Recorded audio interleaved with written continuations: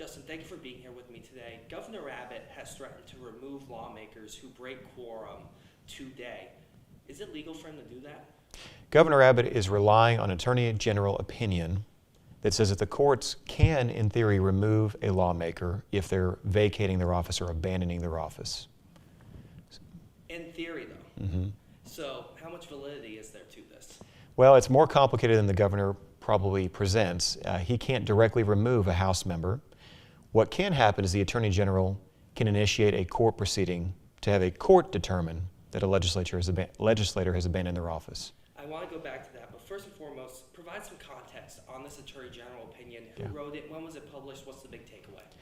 In 2021, the Attorney General was asked to write a non-binding advisory opinion about whether legislators could be removed from their office for abandoning their duties. And so he did so and largely gave a very set of vague answers.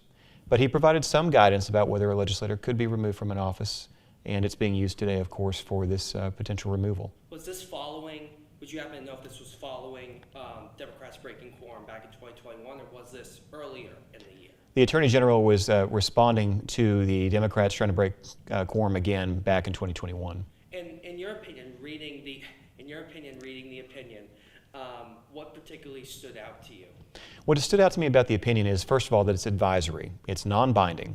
And second of all, it sort of punts the issue to the courts. It doesn't really address the meat of the issues. It just says a court can figure this out. We're staying out of it.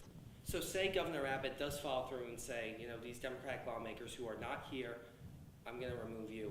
Would that, you feel, go to the courts almost immediately? Yes, the governor can't directly do anything, but his Attorney General or local prosecutors can initiate a court action to have a public office holder removed from office. And that's what the Attorney General opinion was getting at, was that the courts can decide this and see if the facts do constitute vacancy or abandonment of an office. So in your opinion, kind of getting this all together, how feasible is it for the governor to remove these lawmakers if they deny quorum? It's likely not very feasible that the governor could remove somebody from office, or that this would result in somebody being removed from office. One thing the Attorney General opinion does cite is a court opinion that says that the legislator themselves has to show the intention of abandoning their office. That's going to be a very high threshold to get past. Do you feel there's any inclination that these lawmakers want to actually vacate their office, those who are leaving the state? It does not appear that the Democratic lawmakers are trying to abandon their office or vacate their office. They're just trying to withhold, they're trying to not to perform certain duties currently for the moment. So it's unlikely that they're trying to abandon their office or vacate it. Are there any scenarios where this law, has been used where a lawmaker has clearly, in their view, vacated their office and they did ultimately remove them as a result? Or there aren't any instances of that? There are some court opinions over the hundreds of years where there have been removal from offices for different reasons, but not for this specific purpose, where somebody's trying to break quorum and abandon the state temporarily.